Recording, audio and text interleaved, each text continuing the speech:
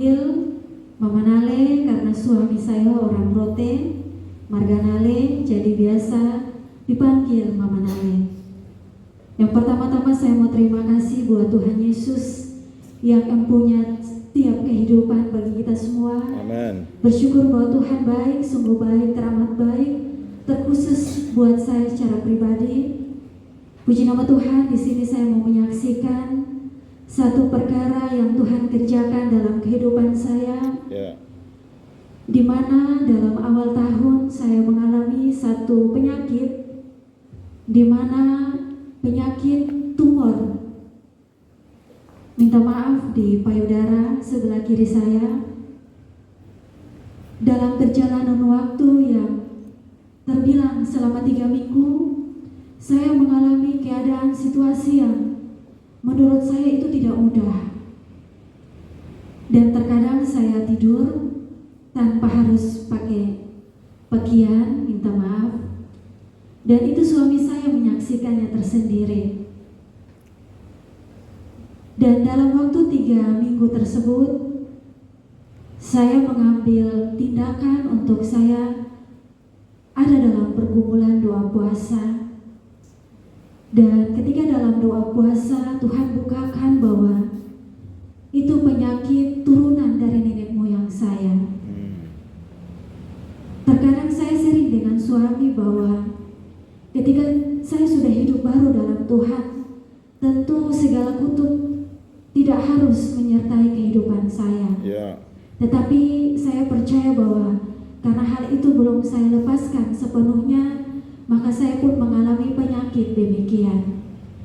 Singkat cerita, dalam doa puasa saya berdoa bahwa Tuhan, saya hanya sanggup menjalankan apa yang menjadi bagian saya, dan saya percaya Tuhan kerjakan apa yang menjadi bagian Tuhan. Saya rindu Tuhan agar dosa kutukan nenek moyang boleh Tuhan lepaskan dari kehidupan saya, agar hal itu tidak mengikat saya dan tidak turun kepada anak-anak saya. Karena saya mau hidup merdeka bersama dengan Kristus. Puji nama Tuhan, tepat di bulan April, saya ingat sekali bulan April, hari Rabu tanggal 3, ada satu anak Tuhan mengajak saya untuk mengikuti kebaktian di tempat ini. Dan Tuhan izinkan saya untuk saya melangkah di altar Tuhan ini dan saya didoakan. Puji nama Tuhan, ketika saya kembali dari tempat ini, selepas 3 hari, saya melihat bahwa tumor di payudara saya bagian kiri mulai berangsur-angsur kering. Saya percaya bahwa itu semua karena kuasa doa. Amin. Dan apa yang menjadi pertanyaan saya, apa yang menjadi pergumulan saya dalam beberapa waktu, Tuhan jawab di tempat ini. Amin. Dan saya boleh menyaksikan bahwa saya dipulihkan Tuhan, sembuh total dari masuk bulan Mei sampai pada detik ini saya boleh sembuh dengan sempurna semua karena Tuhan. Dan saya mau berterima kasih buat Tuhan Yesus yang begitu luar biasa. Dan saya juga mau berterima kasih buat hamba Allah di tempat ini, Bapak Gembala, terima kasih bersama Ibu, bersama semua tim pelayanan di tempat ini. Saya percaya bahwa di dalam doa mereka senantiasa mendukung saya, sehingga saya boleh mengalami pemulihan yang luar biasa daripada Tuhan. Saya percaya bahwa itu bukan kuat dan hebat saya secara pribadi, semua karena Tuhan. Puji nama Tuhan, mungkin itu yang dapat saya saksikan bagi kita semua sore hari ini. Shalom, Tuhan Yesus memberkati. Terima kasih. Mari kita buka kitab kita pada malam hari ini dari kitab Keluaran pasalnya yang ke-14, ayatnya yang ke-9 sampai ayatnya yang ke-14. Judul firman pada malam hari ini adalah jangan takut saat berjalan dengan Tuhan. Keluaran pasal 14 ayat yang ke-9 sampai ayatnya yang ke-14. Saya tunggu kita semua ketemu dan kita akan baca firman Tuhan bersaut-sautan. Saya ayat 9, saudara ayat yang ke-10, dan nanti sama-sama kita baca di ayatnya yang ke-14. Baik, sudah ketemu semua? Amin. Saya mulai firman Tuhan. Adapun orang Mesir, segala kuda dan kereta Firaun, orang-orang berkuda dan pasukannya mengejar mereka dan mencapai mereka pada waktu mereka berkemah di tepi laut dekat Pi Hahirot di depan Baal Zephon. Ayat 10 saudara.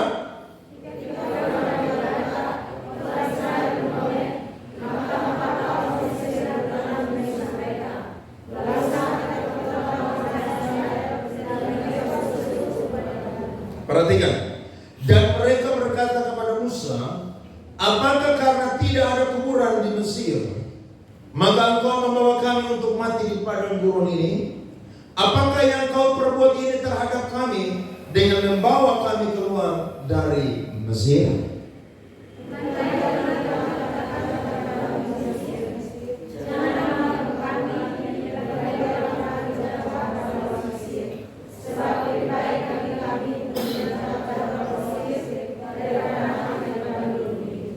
Tetapi berkatalah Musa kepada bangsa itu, janganlah takut, berdirilah tetap dan lihatlah keselamatan dari Tuhan yang akan diberikannya hari ini kepadamu. Sebab orang Mesir yang kamu lihat hari ini tidak akan kamu lihat lagi untuk selama-lamanya. 2, 3, Tuhan akan berperang untuk kamu dan kamu akan diam saja. Beri tepuk tangan untuk firman Tuhan.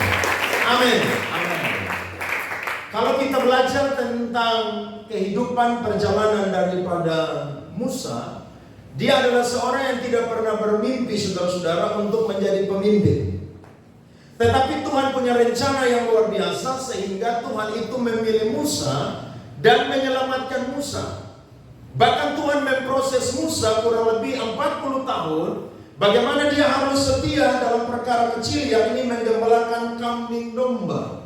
Dan tepat pada waktu Tuhan, maka Tuhan itu memilih Musa, memanggil Musa dan mengutus Musa ke tanah Mesir untuk pergi dan membebaskan umat Israel. Kalau saya dan saudara baca Alkitab di Keluaran pasal 2 ayat 23 sampai 24. Coba kita lihat firman Tuhan ini sebentar.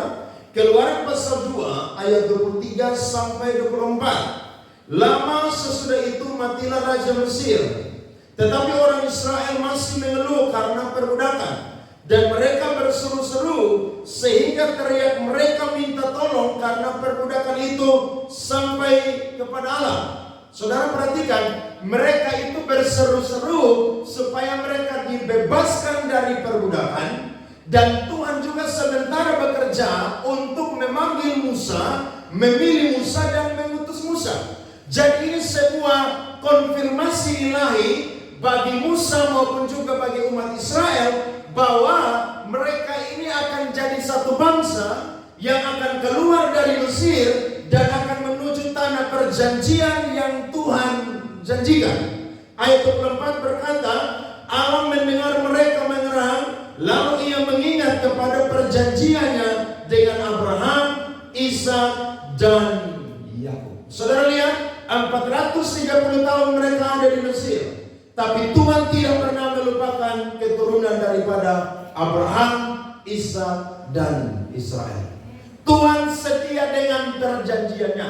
Bahkan bertahun-tahun, berabad-abad, berganti keturunan, Tuhan tetap setia dan ingat akan perjanjiannya. Pertanyaannya, apakah Tuhan mampu untuk membebaskan mereka? Sementara mereka itu tidak ada pemimpin. Sementara mereka sudah 430 tahun ada di Mesir. Nah, malam ini saya dan saudara akan melihat bahwa ketika Tuhan mengutus Musa ada di Mesir, itu bukan sekedar mengutus, tapi Tuhan akan bekerja melakukan perkara-perkara yang dahsyat sehingga kehadiran Tuhan itu boleh dilihat oleh orang-orang Mesir, bahkan juga umat Israel. Alkitab mencatat ada 10 tulah yang Tuhan kerjakan lewat Musa dan juga Harun. Tetapi ada 5 tulah saudara-saudara, di mana di situ Tuhan berfirman bahwa akan ada pengecualian di tempat di mana orang Israel tinggal. Orang Israel tinggal di satu tempat di Mesir, namanya adalah tanah Goshen, saudara-saudara.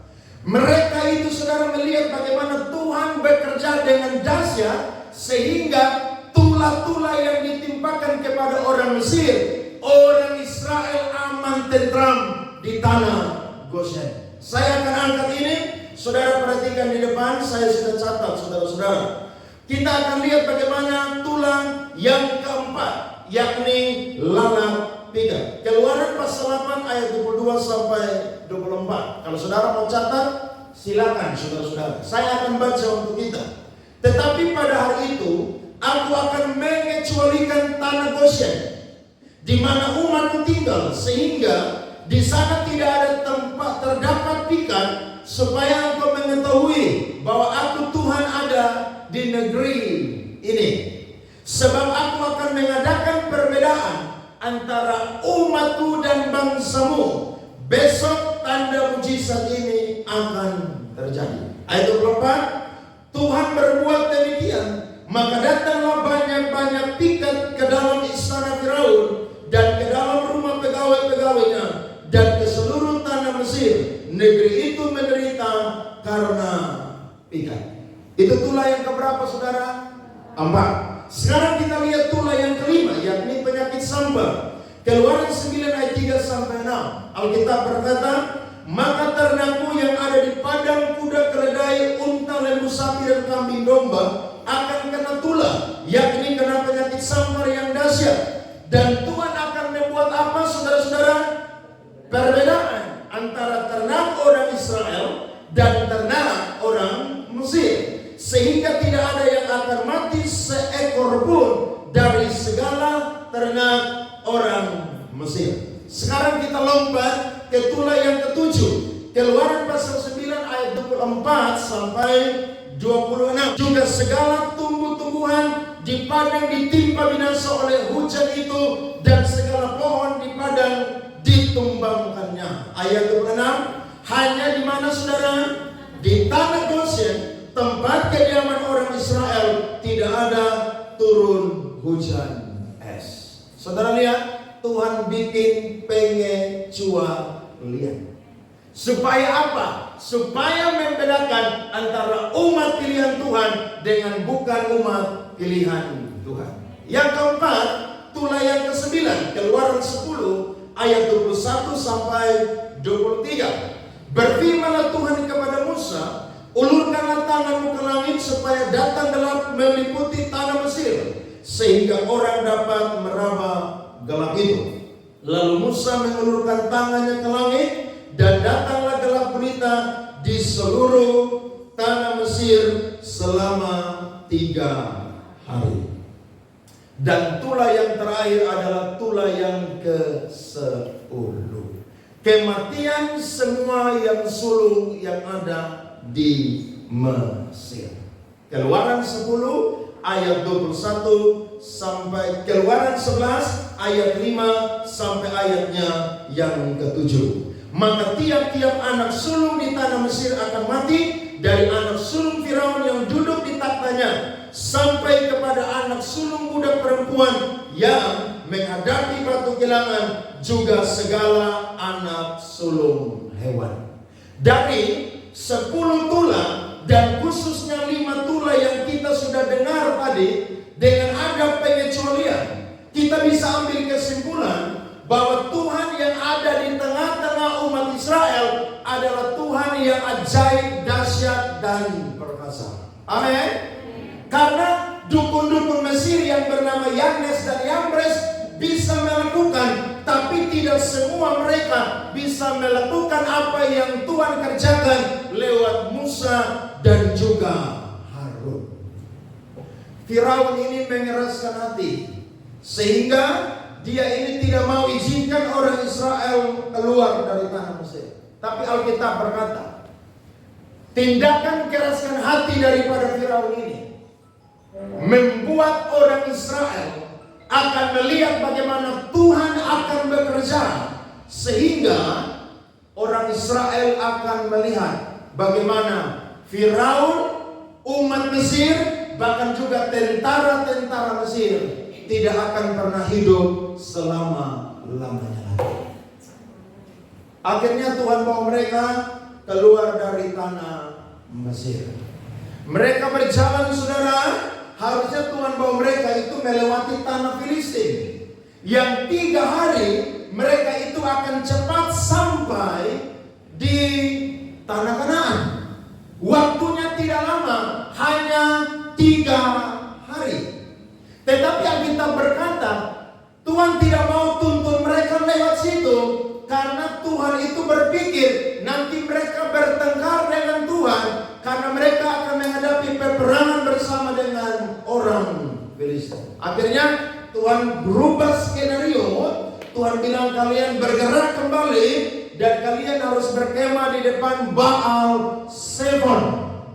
Tiba-tiba saudara, yang terjadi adalah orang-orang Mesir itu ada di belakang mereka, sementara di depan mereka itu ada laut Teberau.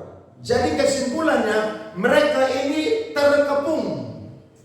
Mereka mau mundur tidak bisa, karena ada orang Mesir beserta Firaun, tentara semua di belakang. Sementara mereka mau maju, di depan mereka itu ada laut Teberau.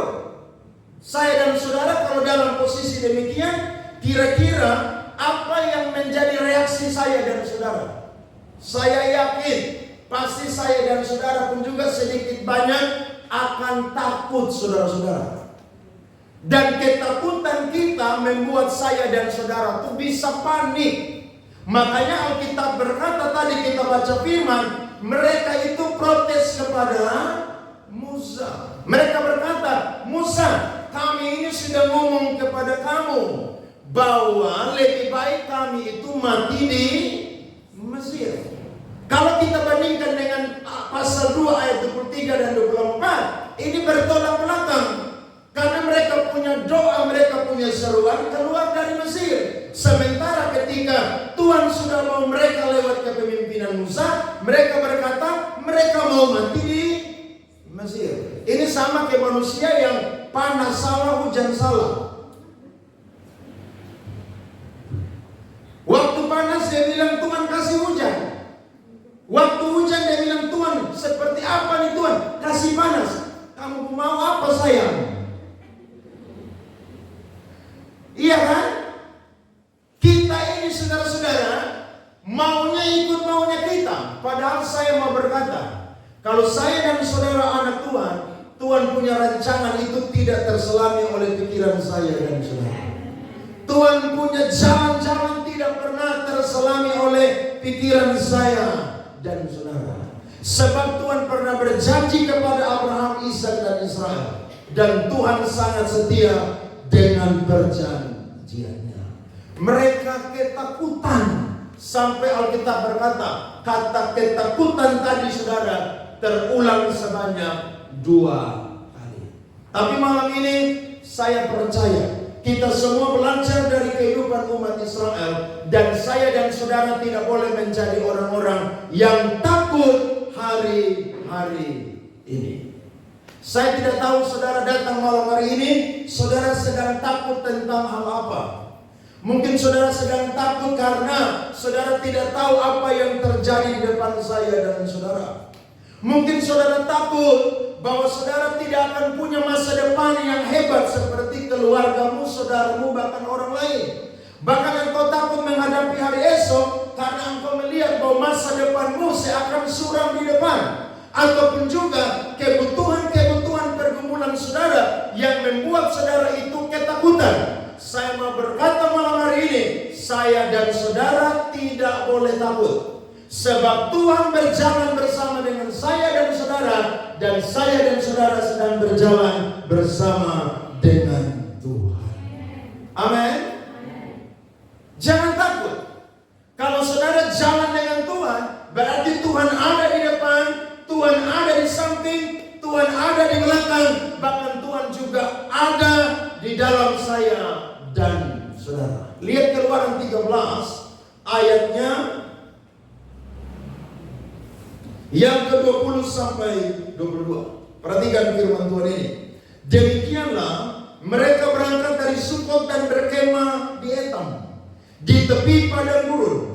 Tuhan berjalan di depan mereka pada siang hari dalam tiang awan untuk menuntun mereka di jalan, dan pada waktu malam dalam tiang api untuk untuk menerangi mereka sehingga mereka dapat berjalan siang dan malam. Ayat 22, dengan tidak beralih tiang awan itu tetap ada pada siang hari, dan tiang api pada waktu malam di depan bangsa itu. Saudara bisa lihat, Tuhan ada bersama dengan orang Israel. Sementara mereka dalam keadaan terkepung atau terjepit. Dan saya mau berkata lewat firman Tuhan pada malam hari ini, Tuhan yang sama yang pernah menyertai orang Israel, Tuhan yang sama juga yang akan menyertai saya dan saudara. Ada amin? Saya yakin itu. Saudara tidak lihat Tuhan secara kasat mata, tapi bukti kehadiran Tuhan itu setiap hari saya dan saudara rasakan. Bahkan sampai malam hari ini saya yakin saya dan saudara merasakannya. Dan kita akan lihat mengapa saya dan saudara itu tidak boleh takut ketika saya dan saudara itu menghadapi tantangan, bahkan juga jalan di depan kita seakan tidak ada jalan. Yang pertama, saya kasih poinnya, yakni karena Tuhan telah melakukan kebaikan bagi kita di tahun-tahun yang lalu. Saudara kalau ingat saya dan saudara bulan kemarin, ya, bulan September, bulan Agustus, bahkan awal tahun, Tuhan itu begitu setia dengan saya dan saudara. Apakah saudara pernah berpikir bahwa saudara bisa injak di hari ini tanggal 6 November? Saya yakin saudara tidak akan pernah menduga-duga dan berpikir, bahkan yakin bahwa saya dan saudara akan dibawa Tuhan masuk di tanggal 6 November hari ini. Bahkan saudara sehat, saudara kuat, atau saudara juga sakit, tapi Tuhan juga masih bersama dengan saudara. Saya mau bilang, Tuhan itu tidak pernah berubah. Dahulu, kemarin, hari ini, besok, bahkan sampai selama-lamanya. Dia tidak pernah berubah, saudara-saudara. Buktinya, perjanjiannya dengan Abraham, Ishak dan Yakub itu saudara dia ingat sampai kepada keturunan mereka. Di depan orang Israel itu ada laut Teberau. Tapi karena mereka ini ketakutan, akhirnya mujizat yang begitu banyak, itu semua kepercayaan mereka dan semua yang mereka lihat, yang mereka alami langsung buyar. Makanya orang kalau takut saudara, itu reaksinya akan berbeda-beda. Orang kalau takut, dia itu tidak akan bisa berpikir jernih lagi. Bahkan kalau orang itu takut, dia tidak akan pernah ingat kebaikan-kebaikan Tuhan di tahun-tahun yang lalu yang Tuhan sudah kerjakan bagi dia. Makanya kalau saudara sedang takut, saudara itu jangan kebanyakan pikir apa yang di depan saudara. Saudara coba ingat apa yang sudah Tuhan perbuat di hari kemarin dalam kehidupan saudara. Itu membuat saya dan saudara akan membunuh ketakutan yang ada di dalam pikiran dan hati kita. Mereka sudah melihat 10 tulah mujizat yang Tuhan kerjakan, sampai Firaun dan orang Mesir tidak tahan, suruh mereka pergi. Sementara di depan mereka ada laut Teberau, di belakang mereka ada Firaun dan para pasukan. Justru mereka harus yakin kalau Tuhan pernah menolong mereka kemarin, maka hari ini juga Tuhan yang sama akan menolong mereka. Tapi Alkitab berkata mereka ketakutan. Tuhan punya kasih saudara tidak akan pernah berhenti untuk orang pilihan atau orang benar.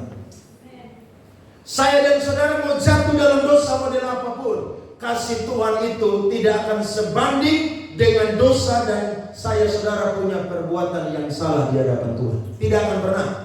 Sebab kasih Tuhan itu saudara begitu dalam, tinggi, lebar, luas bagi orang-orang yang percaya. Mereka ketakutan. Musa seakan-akan saudara tidak bisa berbuat apa-apa. Tapi karena memang Musa ini adalah umat pilihan Tuhan dan pemimpin yang dipilih oleh Tuhan, maka Musa berkata, janganlah takut. Malam ini juga firman yang sama datang kepada kita, jangan takut.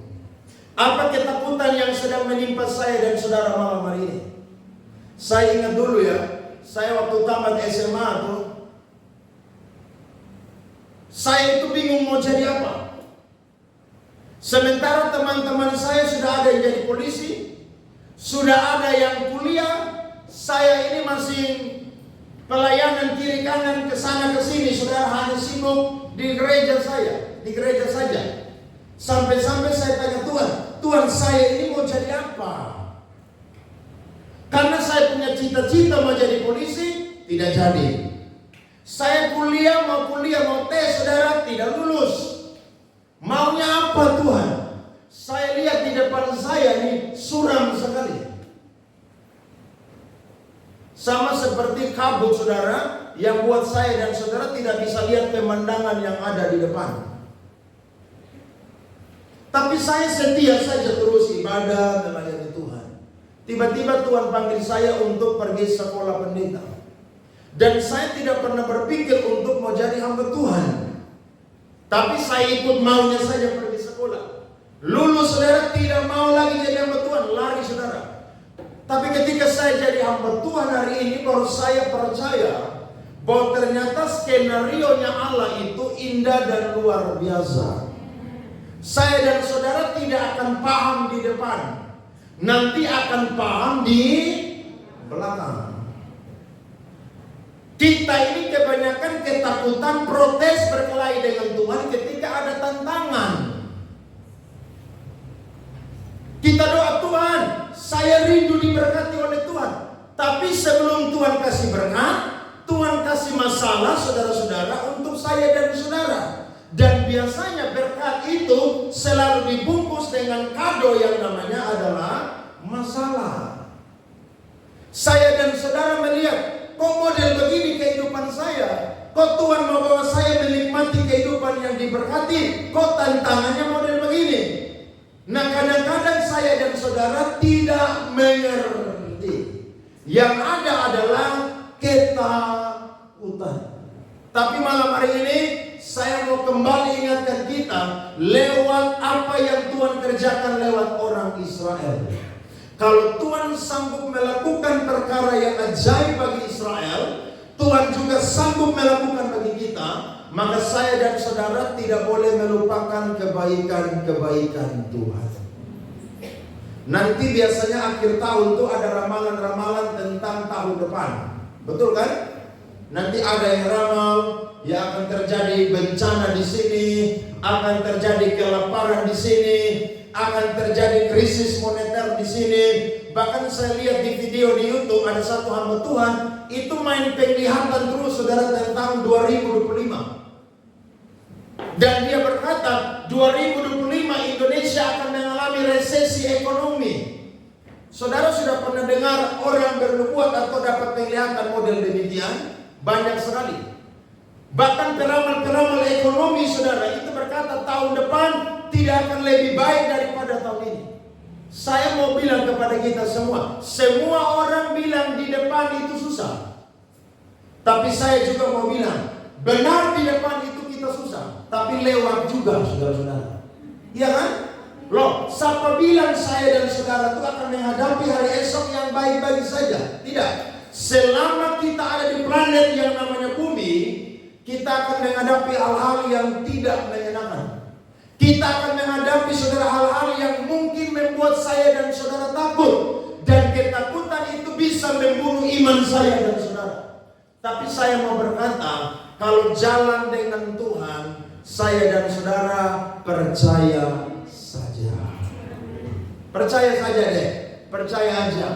Saya yakin kalau Tuhan menolong saya dan saudara kemarin, maka Tuhan yang sama juga akan menolong saya dan saudara hari ini, bahkan besok, bahkan sampai selama-lamanya. Ada banyak anak muda yang hari-hari ini stres karena tidak lulus tes CPNS. Belajar udah semangat, rajin, tapi nilainya jauh dari yang diharapkan. Jangan ada yang bunuh diri ya, tidak boleh. Jembatan Liliba itu udah mau diresmikan akhir November. Jangan ada yang mau pergi resmikan di sana, saudara-saudara, dan lompat dari sana. Jangan ada. Yesus bilang begini, kalau engkau punya iman sebesar biji sesawi, engkau berkata kepada gunung ini pindah, maka gunung itu akan beranjak dari tempatnya. Berarti waktu kita takut, yang kita perlu pegang dan lakukan dan praktekkan adalah iman dan kuasa dari iman. Alkitab berkata ayat 14 tadi bilang apa, saudara-saudara? Tuhan yang akan berperang untuk kamu dan kamu akan diam saja. Masuk akal atau tidak, saudara-saudara? Kayaknya tidak masuk akal. Bagaimana cara Tuhan, saudara-saudara? Ini yang saya mau bilang, hal yang kedua.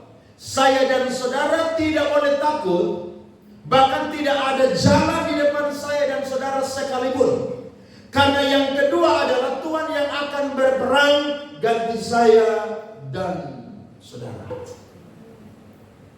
Kita perhatikan bagian yang pertama. Ayat 14, pasal 14 ayatnya yang ke-21. Alkitab berkata, lalu Musa mengulurkan tangannya ke atas laut, dan semalam-malaman itu Tuhan mengeluarkan air laut dengan perantaraan angin timur yang keras, membuat laut itu menjadi tanah kering, maka terbelahlah air itu. Tuhan bilang apa? Tuhan yang akan berperang ganti kamu dan kamu akan diam saja. Biasanya kalau kita hadapi tantangan, kita yang lebih banyak bergerak atau Tuhan yang lebih banyak bergerak? Kebanyakan saya dan saudara. Betul kan? Waktu saudara divonis sakit, ya, saudara pergi cari rumah sakit yang bagus, cari dokter yang bagus, ya, saudara tanya obat-obat yang mujarab itu seperti apa, saudara ekstra kerja keras untuk apa? Untuk kesembuhan. Dan itu tidak masalah, saudara-saudara. Tapi saya mau berkata, selama saya dan saudara andalkan kekuatan saya dan saudara, di situ Tuhan akan biarkan saya dan saudara yang bekerja lebih giat, bukan Tuhan. Tapi ketika saya dan saudara percaya bahwa Tuhan yang akan berperang, maka saya dan saudara melakukan bagian kita, tapi tidak akan pernah ekstra kerja keras, karena kita tahu Tuhanlah yang akan bekerja untuk saya dan saudara. Waktu kita sakit lebih banyak kita cari dokter, ya. Kita cari rumah sakit yang bagus, apalagi kalau orang kaya tuh saudara. Aduh, itu dia akan bergerak sekuat tenaga untuk bisa mendapatkan kesembuhan. Saya ingat teman saya di Jakarta tuh, anaknya waktu lahir jantung bocor. Dia punya papa dan mama itu pengusaha emas. Saudara tahu yang mereka perbuat pertama kali bukan berdoa, tapi mereka searching cari rumah sakit dan dokter terbaik di dunia ini di mana. Mereka cari di Amerika, satu kali pergi operasi 2 miliar harus bayar. Ya mereka ada uang, pengusaha emas. Mereka cari di Jerman, saudara, sekian ratus juta. Mereka cari saudara di Jepang, saudara, 1,5 miliar. Mereka cari di Singapura, saudara, mahal juga, saudara-saudara. Terakhir mereka dapat di Malaysia yang harganya tidak sampai satu kali pergi 500 juta. Bagaimana mereka harus eksekusi hal ini? Rumah mereka yang sekian miliar, saudara, yang ada di kawasan Jakarta Utara, di Kemayoran, saudara, dijual. Dijual untuk pengobatan cucu atau anak mereka. Mereka berangkatlah ke Malaysia. Sampai di sana, saudara, jantungnya tuh dadanya dibelah, saudara. Kemudian ada daging yang ada di kaki atau paha itu dipotong, kemudian ditambal, saudara-saudara. Saudara tidak usah pikir bagaimana caranya, kan itu dokter yang mengerti. Saya dan saudara nggak usah pikir pusing situ. Ini sama seperti Tuhan yang berperang, saudara nggak tahu tuh. Gitu. Mereka pergi pengobatan, saudara, belum sembuh. Saya waktu itu masih di Jakarta. Dan teman saya ini, saudara, marah-marah. Dia bilang, Tuhan, saya ini dari kecil sudah sekolah minggu. Bahkan sejak remaja saya sudah pelayanan. Bahkan sekarang di gereja, saya ini ketua tim praise and worship. Kenapa anak saya sakit model begini? Orang kalau sudah panik, saudara, itu tidak bisa berpikir jernih lagi. Bahkan saudara lupa firman dan lupa ayat firman Tuhan, saudara. Lupa, gak bisa tuh. Akhirnya saya bantu dia, saudara, saya bilang berdoa aja. Satu minggu tuh dia bisa undang saya tidur di rumah dia 2-3 kali. Untuk apa? Doa malam dan doa pagi. Tapi dia lebih banyak, saudara, bekerja keras. Akhirnya operasi lagi berangkat. Setiap 6 bulan harus pergi operasi. Karena anaknya punya kuku tuh kebiru-biruan, saudara. Matanya biru, saudara. Semua badannya biru gitu. Karena jantung bocor. Makanya anak daripada Bapak Deki dan Mama Sasa tuh sembuh itu luar biasa loh. Hidrosefalus itu tidak segawat jantung bocor, saudara. Itu mengerikan, itu sakit. Akhirnya berusaha sekuat tenaga. Tapi saya coba sharing dengan teman saya bilang begini. Coba kamu ambil waktu lebih banyak doa dan puasa. Saudara tahu dia tuh pegawai kantoran. Berangkat pagi-pagi jam 6, pulang tuh bisa jam 10, jam 11 malam. Saudara tahu, Jakarta tuh kan macetnya luar biasa, lalu lintas, mobilitas. Tapi tahu ke saudara, dia bisa doa puasa tuh 40 hari, saudara. Dia habis doa puasa 40 hari, anaknya baru ada pemulihan, dia doa puasa lagi. Sampai badannya yang besar, saudara, langsing, saudara-saudara. Makanya kalau ada saudara yang badan besar, tak usah diet-diet, doa puasa aja. Saudara langsung sehat jasmani dan rohani itu. Loh iya, kalau saudara diet, lambung, saudara-saudara. Tapi kalau doa puasa, Tuhan kendalikan lambung itu, saudara-saudara. Akhirnya tahun lalu waktu saya pergi, saya tanya, bagaimana Marvel? Dia bilang, puji Tuhan Pak Pendeta, Tuhan sembuhkan total. Beri tepuk tangan dong. Dia bilang bukan dokter yang menyembuhkan, Tuhan Yesus yang menyembuhkan. Kita lebih banyak bergerak andalkan kekuatan kita. Padahal kekuatan kita ini tidak seberapa. Apakah dengan kekuatan Musa dan orang Israel tanpa Tuhan mereka bisa belah itu laut Teberau, saudara? Tidak akan bisa. Tapi Alkitab berkata ayat 21, mari kita baca firman Tuhan tadi. Keluaran pasal 14 ayat 22. Demikianlah orang Israel berjalan dari tengah-tengah laut di tempat kering, sedang di kiri dan di kanan mereka air itu sebagai tembok bagi mereka. Masuk akal, saudara? Tidak masuk akal. Tidak masuk akal. Karena Tuhan bilang Tuhan berperang, bagaimana caranya? Ternyata cara yang kedua adalah Tuhan yang akan berperang untuk orang Israel. Kalian cukup diam saja, ikut perintah Tuhan, komando Tuhan dan jalan. Dan Alkitab berkata, Tuhan semalam-malaman menguatkan air laut Teberau itu. Orang Israel jalan di tanah yang kering. Di kiri mereka air itu jadi tembok. Dan di kanan mereka air itu jadi tembok. Tidak heran, komposer besar bernama Don Moon, dia pernah cipta lagu. Dia buka jalan saat tiada jalan. Dia bekerja di jalannya tak terduga oleh kita. Saudara lihat, Tuhan kalau bekerja itu tidak terlihat oleh kita. Tapi kaget-kaget aja kok sudah terjadi, saudara-saudara. Orang Israel tidak tahu bagaimana Tuhan bekerja. Tapi simpel saja, Tuhan bilang kepada Musa, Musa, ambil tongkat itu, ulurkan ke air itu, dan air itu akan terbelah menjadi dua. Lewat apa, saudara? Lewat perantaraan angin timur yang keras. Lihat tuh, Tuhan bisa pakai angin. Makanya kalau manusia tidak mau bertobat, Tuhan juga pakai apa? Angin. Iya kan? Saudara tidak bisa selami Tuhan punya cara, saudara. Tidak bisa. Saya baru-baru baca, saudara, di media, saudara. Saya lupa di negara mana. Mereka itu, saudara, bangun rumah, dikonstruksi di rumah mereka itu, saudara, pakai besi-besi beton itu, saudara, yang sangat tebal-tebal. Mereka berkata, mau gempa bumi sekalipun, rumah ini atau gedung-gedung kami tidak akan pernah bisa roboh. Ini sama seperti apa? Orang yang bikin kapal Titanic yang bernama Thomas Andrew tuh. Ya, dia berkata, kapal ini adalah kapal yang paling mewah pada zamannya. Kapal ini tidak akan tenggelam, bahkan Tuhan sekalipun tidak akan pernah bisa buat tenggelam. Itu kapal, kalau saya tidak salah, dia berlayar pertama kali itu tanggal 1 November, saudara-saudara. Tahun 1960 atau 61. Berlayar, saudara, dengan bangga mereka, sombong, saudara. Tiba-tiba, saudara, sampai di mana? Samudra Atlantik, ya. Gunung es, saudara, yang tidak kelihatan ada di bawah air laut itu.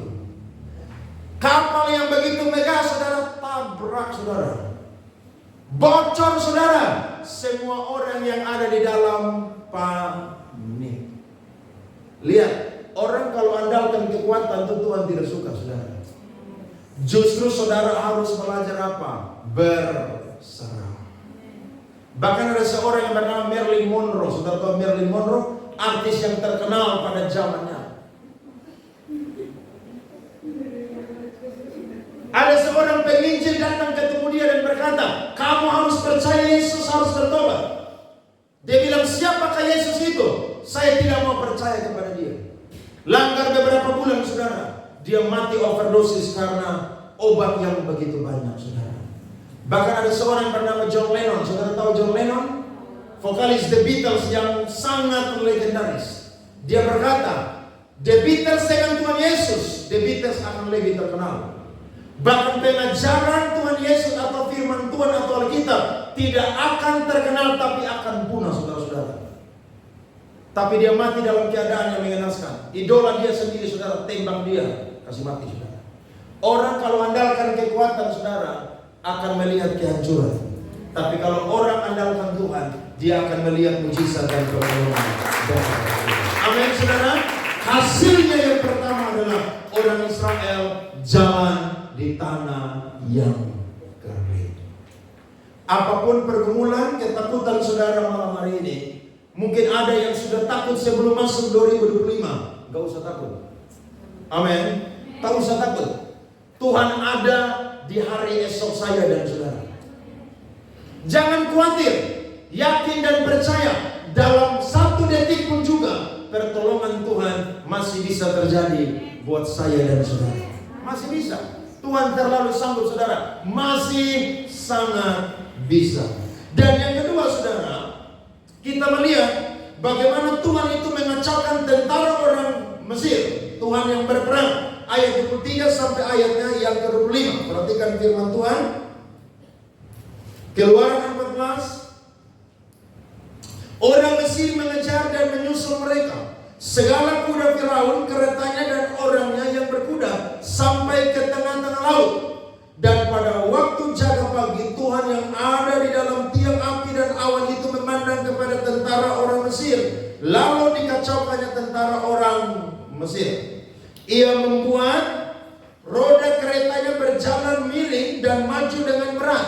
Sehingga orang Mesir berkata, lihat tuh, marilah kita lari meninggalkan orang Israel, sebab Tuhanlah yang berperang untuk mereka melawan Mesir. Mereka tidak stop kejar umat Israel, mereka kejar, saudara. Memang kalau orang tuh Tuhan keraskan dia punya hati, itu model begitu tuh. Sudah tahu akibatnya akan fatal, masih aja lakukan. Mereka kejar orang Israel, saudara, menyusul. Mereka mau sebentar lagi lewati itu laut Teberau. Tapi Alkitab berkata Tuhan turun tangan, Tuhan kacaukan mereka. Sehingga mereka punya kereta, punya kuda itu, mereka punya kuda, punya kereta itu, saudara, bengkok, saudara, jalan dengan miring, saudara. Akhirnya mereka sadar bahwa siapa yang buat kereta mereka itu jadi miring. Sementara tidak ada orang Israel di situ. Berarti mereka sadar bahwa Tuhanlah yang buat miring kereta mereka. Betul saudara? Mereka sadar. Dan Alkitab berkata mereka mau melarikan diri. Alkitab bilang ayat 26, kita baca firman Tuhan. Berfirmanlah Tuhan kepada Musa, ulurkanlah tanganmu ke atas laut, supaya air berbalik meliputi orang Mesir, meliputi kereta mereka dan orang mereka yang berkuda. Ayat 27, Musa mengulurkan tangannya ke atas laut, maka menjelang pagi berbaliklah air laut ke tempatnya, sedang orang Mesir lari menuju air itu. Demikianlah Tuhan mencampakkan orang Mesir ke tengah-tengah laut. Ada amin? Tuhan yang berperang, mudah sekali Tuhan selesaikan. Malam ini jangan andalkan saudara punya logika, jangan andalkan saudara punya pengalaman, jangan andalkan saudara punya kekuatan. Andalkan Tuhan saja.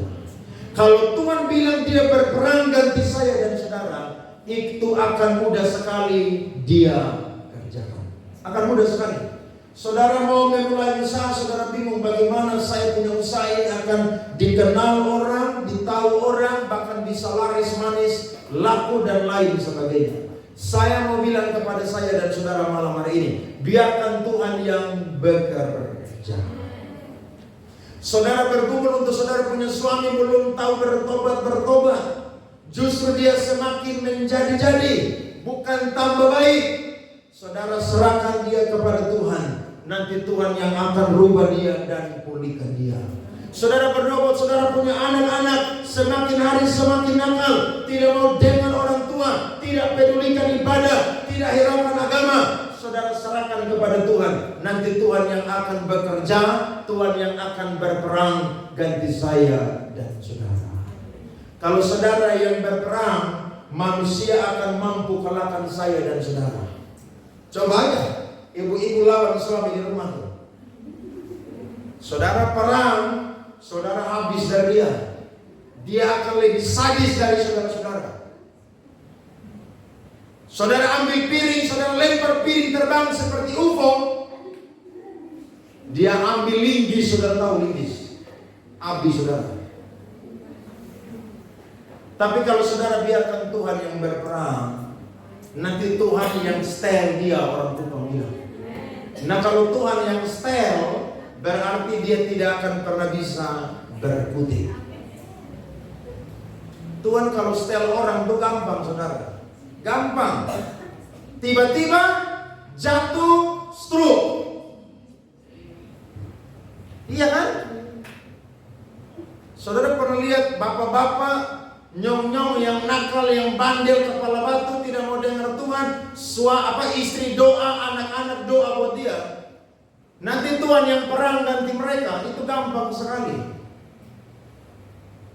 Tiba-tiba langsung jatuh stroke. Nah kalau kamu udah stroke, kamu mau buat apa lagi? Orang stroke itu jangan butuh bantuan orang lain, betul atau tidak? Dulu jalan sendiri kan? Makanya Tuhan bilang dengan Petrus tuh, kalau engkau masih muda, engkau ikat engkau punya pinggang. Tapi kalau engkau sudah tua, engkau butuh orang lain untuk bantu dan topang kamu. Maksudnya adalah, selama ada kesempatan untuk iring Tuhan dan melayani Tuhan dan cinta Tuhan, mari cinta iring Tuhan dan melayani Tuhan dengan sungguh-sungguh.